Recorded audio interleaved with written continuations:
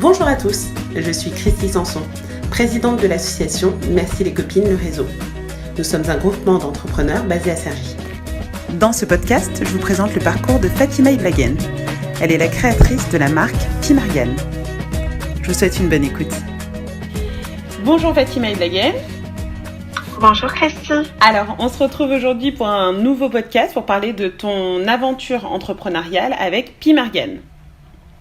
Oui. Alors, je vais te demander de te présenter d'abord. Je sais heureusement que je sais, hein. Tu fais partie de l'association Merci les copines, le réseau. Et donc, tu es adhérente au réseau depuis maintenant 2 ans, je crois, c'est ça ? C'est ça. Et donc, par rapport à ça, je voudrais bien qu'on en sache un petit peu plus sur toi, que tu nous expliques ton parcours, comment s'est lancé, comment tu as lancé la société Pimargan. On t'écoute. D'accord. Bonjour tout le monde. Je m'appelle Fatima Iblagen. Je suis la fondatrice de Pimargan, la société, et de la marque également. C'est une petite société toute jeune depuis octobre 2017. Donc je la développe. Jeune, hein. Octobre 2017, c'est plus tout jeune là. C'est jeune, mais ça a quand même connu quelques aventures normalement. C'est ça. Alors oui, donc c'est pas tout jeune, mais bon, c'est pas encore 3 ans. Oui, bientôt. On n'a pas passé encore la phase de 3 ans où il faut encore se poser la question est-ce qu'on continue ou pas. Donc on résiste. C'est la phase de résistance. D'accord. Donc la société, c'est venu l'idée de commercialiser des produits de l'argan. C'est suite à mon voyage au Maroc pendant les vacances.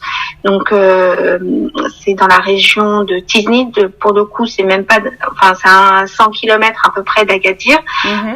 Donc ils se font des petits salons d'argan et de produits cosmétiques marocains 100% naturels. Et donc comme j'avais dans l'idée de l'entrepreneuriat, parce que j'avais déjà fait un essai auparavant, donc complètement autre chose de la pâtisserie à demi-design, et donc c'était un peu compliqué toute seule. Donc je me suis dit pourquoi pas me lancer dans ce business-là.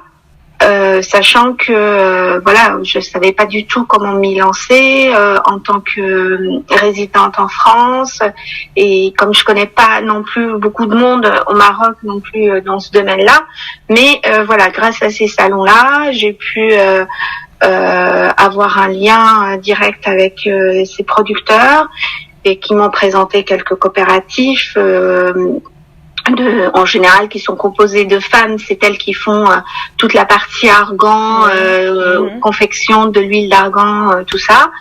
Et suite à ça, ces coopératives m'ont dit qu'il y avait possibilité éventuellement d'aller voir un laboratoire qui se trouvait là-bas à Tiznit. Donc je l'ai visité. Oui. Pris rendez-vous avec une personne très charmante qui m'a fait visiter le local avec les produits qui présentait. Normalement, il y avait question que je travaille directement avec eux. Qu'ils étaient très charmants. J'avais vu le local qui était très propre, avec la présentation des produits vraiment très pro. Et puis finalement, quand je suis revenue en France, j'avais gardé un petit lien avec eux. On avait essayé de collaborer à distance, mais d'un coup, d'un seul, ça s'est arrêté. Donc il fallait rebondir. Et du coup, on m'a présenté un autre laboratoire qui est là. Celui-ci est situé aux alentours de Essaouira et Agadir. Donc plus près d'Agadir, mais c'est vraiment aux alentours de ces côtés-là. Où vraiment, c'est là où l'argan se fait. Et du coup, on a collaboré ensemble parce que il y avait un sérieux de la part de cette personne-là, de ce monsieur, et il m'avait présenté les choses aussi d'une manière assez pro. Il avait déjà de l'expérience d'exportation avec d'autres pays de l'Europe. Donc, mis à part la France, il y avait la Belgique, il y avait l'Allemagne, il y avait la Russie aussi, parce que les Russes sont friands de tous ces produits-là. Et donc, il avait vraiment une très très bonne expérience. Il m'a mis en collaboration avec un designer pour la création du logo et du logo dans un premier temps. Et voilà, on a vraiment travaillé à distance, mais vraiment, j'aurais pas mieux imaginé cette situation-là, parce que franchement, mine de rien, à distance, on peut faire énormément de choses. Donc, je suppose que le confinement aussi, il en propose aussi, mais pour l'instant, il n'y a pas la concentration qu'il faut. Mais sinon, oui, j'ai travaillé avec ce designer qui était très pro, et il y avait une fluidité de communication entre les deux. Donc je lui demandais ce que j'attendais de ce logo, et ça s'est fait assez rapidement. En 2, 3, 4 essais, c'était fait. C'était un peu, c'est la rencontre déterminante. Ouais, c'est la bonne rencontre. Ouais, tout à fait. Donc Pimargan, Pimargan, le nom vient du surnom de Tata, qui est Pima. D'accord. Parce que c'est mon premier neveu, le plus vieux, aujourd'hui, qui a plus de 30 ans. Ah oui, d'accord. Qui m'a surnommé Pima, parce qu'il n'arrivait pas à dire Fatima, tout simplement. Et c'est devenu Tata Pima, et tous les neveux qui sont succédés m'ont appelé Tata Pima. Donc du coup, j'ai réutilisé ce petit mot, et je l'ai composé avec argan. Et je l'ai fini avec le E qui faisait un peu Morgane, que j'aimais beaucoup comme prénom. Et donc Pimargan, c'était un peu fun, un peu voilà. Pour moi, ça parlait tout de suite. Et puis je l'ai fait tester à la famille, aux gens qui sont autour de moi. Ils m'ont dit c'est super et tout. Et donc voilà, ça a fait la marque Pimargan. Donc ça, ce sont les débuts de Pimargan depuis 2017. Voilà. Donc entre 2017 et maintenant, comment ça s'est passé pour toi? Alors honnêtement, au niveau des contacts, je connaissais personne. Donc on va dire que j'ai fait ma création d'entreprise, parce que je suis comptable de formation, donc j'avais fait auparavant quelques créations, et donc du coup j'ai pu faire ma création moi-même, même si j'ai dû quand même un peu me renseigner autour de moi, parce que c'est pas évident avec les organismes, le CCI et aussi le Parisis, qui est une organisation de la région, de l'agglomération, pardon. Et donc du coup, ils m'ont beaucoup conseillé pour savoir quelle forme juridique prendre et tout ça. Donc voilà. Et du coup, c'était quoi ta question? J'ai perdu le fil. Alors, ma question, c'était de savoir qu'est-ce qui s'est passé pour toi, qu'est-ce qui s'est passé pour Pimargan de 2017 voilà, donc voilà. Donc à maintenant. Est-ce que ça a été difficile pour toi? Est-ce que ça a été plutôt facile? Si il y a eu sûrement des aventures, qu'est-ce qui a fait qu'aujourd'hui Pimargan, est toujours là? Alors, en fait, c'est pas difficile, c'est pas facile. Voilà. C'est l'aventure. C'est un petit peu on va dire qu'on tient le coup. Ouais. Voilà, on tient le coup, et on essaye, à chaque problème, on essaye de trouver une solution. D'accord. Voilà. Donc, je ne pars pas défaitiste, c'est-à-dire que, voilà, je me dis que de toute façon, je suis toute seule, donc il faut que je compte que sur moi-même, et sur ça, voilà, il y a des choses que je peux faire. Donc je les fais, je les tente, les idées qui me viennent, je les tente, et puis on verra ce que ça donne. Et je n'attends pas, en fait, j'attends pas un succès imminent, quoi. Je veux dire, aujourd'hui, on est dans on tente, ça marche pas, mais si ça marche pas, on s'obstine pas. D'accord. Si ça marche, on continue là-dessus. Voilà. Et avec des réseaux comme Merci les copines, qui on est en contact avec d'autres entrepreneurs, donc on prend de par-ci par-là. Sachant que dans ce réseau-là, il y a quand même des gens qui sont des coachs et des choses comme ça, qui sont très généreux pour donner des idées. Donc on prend et puis on fait par rapport aussi à notre expérience. On voit ce qui se passe autour de nous, que ce soit sur le web, aux alentours. Je communique énormément. Je suis quelqu'un qui est très communicatif et donc c'est comme ça que je trouve aussi le plaisir de continuer. Parce que c'est ce domaine-là de l'entrepreneuriat, ça permet de communiquer énormément. Et si on est renfermé sur soi-même, on peut pas réussir, on peut pas avoir. Faut compter aussi sur l'expérience des autres et sur les échecs des autres, comme réussite et comme échec, quoi. Donc voilà. Et du coup, comment ça marche là aujourd'hui? Moi, j'avais dans l'idée de faire des expositions pour avoir des contacts directs, parce que le fait d'avoir un local en location, c'est pas pour le moment, j'ai pas les moyens de faire ça, donc il faut prendre un grand prêt et ça je suis pas prête encore. Donc du coup, je prends ma petite table et je fais des expositions là où je peux, en général dans des endroits couverts. Donc ça va être les hôpitaux, ça va être les maisons de retraite, ça va être les mairies qui sont très charmants et qui nous accueillent qui nous font un très bel accueil du coup, et les entreprises aussi. D'accord. Et après ça, je connaissais pas le système des salons, et avec l'expérience, à force de rencontrer d'autres entrepreneurs et tout ça, donc j'ai vu qu'il y avait des organisations de petits salons et qu'on pouvait exposer aussi pendant une journée, 2 journées, 3 journées en éphémère, et ça c'est pas mal aussi, c'est assez enrichissant. On rencontre énormément de gens. D'accord. Alors. Ah. Aujourd'hui, je vais glisser un petit peu vers le confinement. Comment t'as vécu cette annonce, et puis finalement comment ça se passe au quotidien pour Pimargan ce confinement? Alors pour Pimargan, il y a pas beaucoup de mouvement. Il y a de temps en temps des gens des clients avec qui j'ai déjà vendu ou qui sont prêts à se déplacer.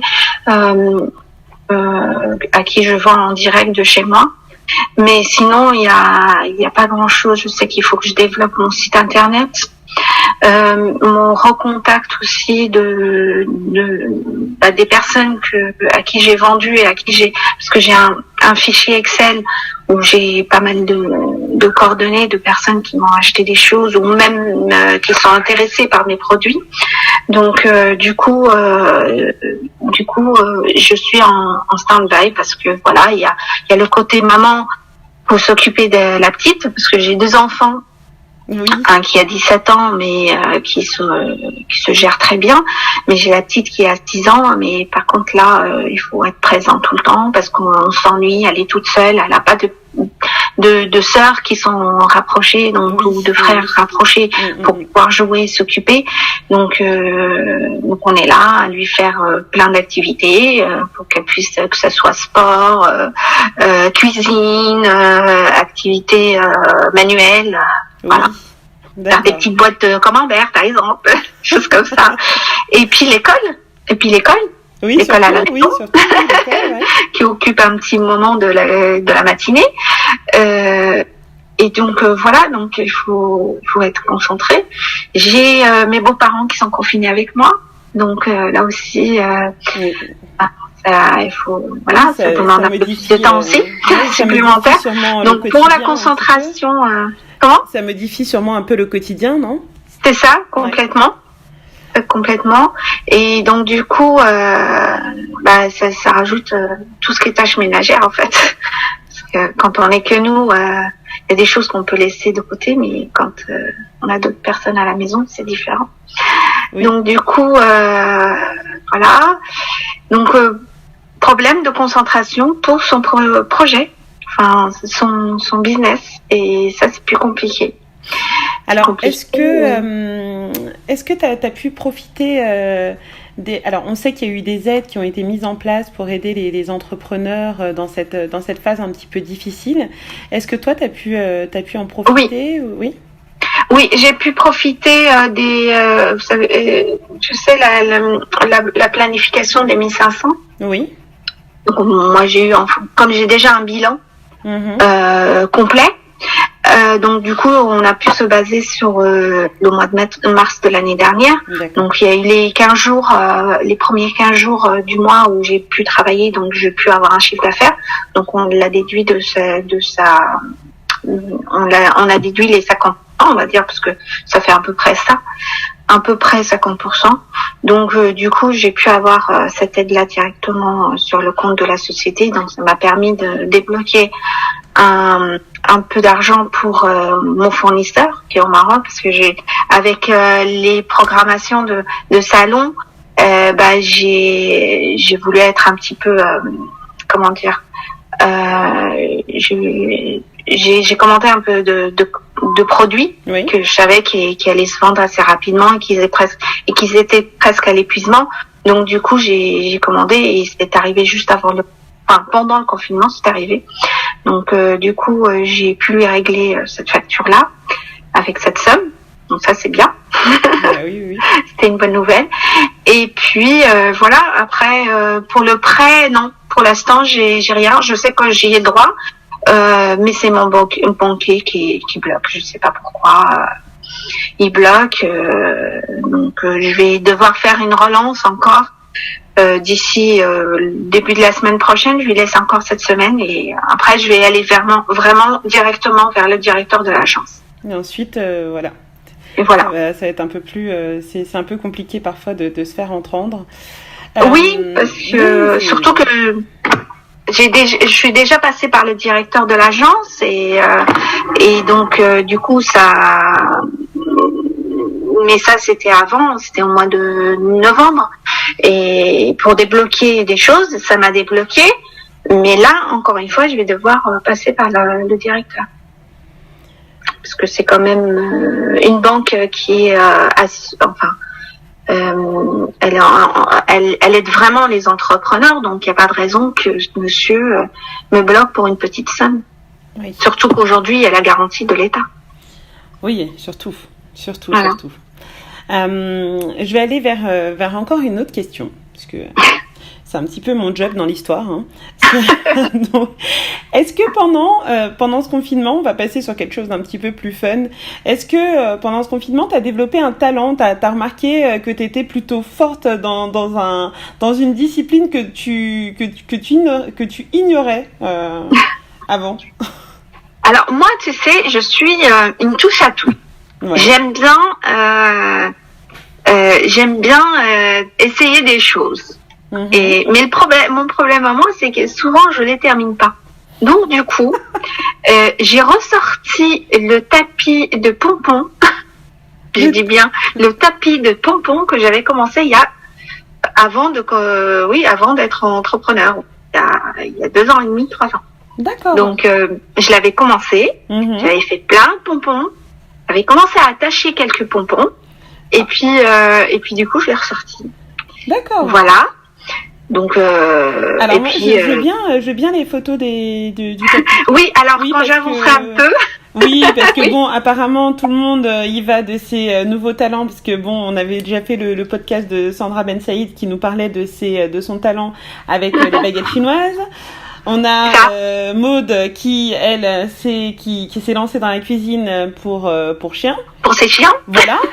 Et puis là maintenant on a ton talent de tapis de pompons. Voilà, de tapis de pompons. Alors moi je veux bien voir ça parce que ça me paraît assez créatif, oui. Tout ça.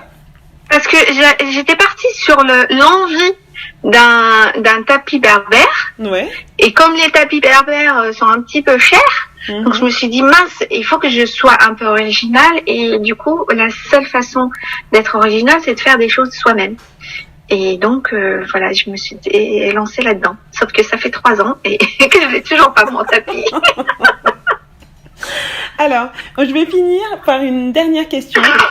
C'est savoir comment tu vois les choses, comment t'imagines, alors pas comment va se passer le déconfinement, mais plutôt comment t'imagines l'après-confinement.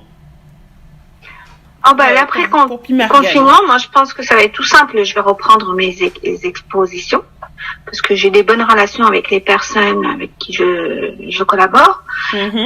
Et voilà, mais j'aimerais vraiment que pendant ce confinement-là, je puisse débloquer ce site-là, que je puisse essayer de vendre par mon site.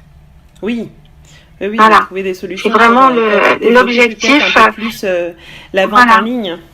C'est ça. Ouais.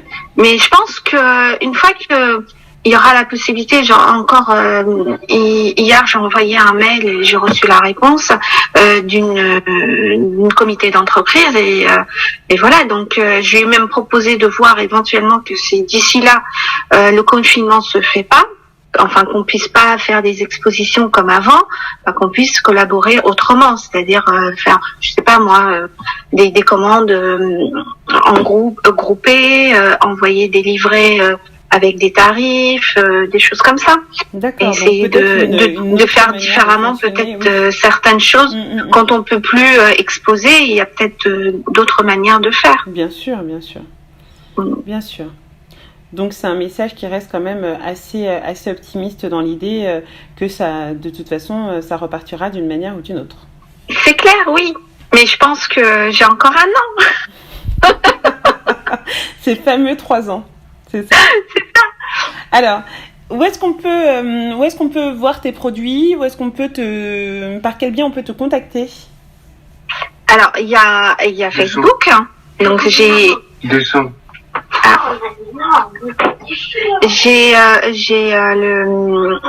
Facebook. Oui. Donc Pimargan. Donc là, il y a quelques photos des produits, et aussi des photos d'exposition aussi. Donc on peut retrouver. Il y a Instagram où il y a pas mal de produits aussi en photo, un peu plus joliment. Et il y a mon site internet pimargan.com. Mais sinon, je suis assez réactive. Donc dès qu'on m'envoie un message que ce soit Instagram ou le site ou Facebook, en général je réponds assez rapidement. Donc si on veut pas forcément commander pour le moment et que on veut se mettre en contact directement avec moi, on peut même m'appeler sur le 06 63 99 80 22. Je réponds assez facilement et assez activement aux messages. Donc, on peut me demander le petit livret de tous les produits avec tous les descriptifs, à quoi ça sert, comment les utiliser, avec un descriptif assez clair. Voilà. D'accord. Bon, je crois qu'on sait à peu près tout sur Pimargan. Fatima, je te remercie beaucoup d'avoir répondu aux questions. De rien. Et on se retrouve sur les prochains événements du réseau Merci les copines. Merci à vous. À très bientôt. Au revoir. Merci d'avoir pris le temps d'écouter ce podcast. J'espère qu'il vous aura fait du bien. Et on se retrouve rapidement pour une autre histoire, un autre parcours. Vous pouvez suivre tous les podcasts sur la page Facebook et sur Instagram. Merci les copines, le réseau. À très bientôt.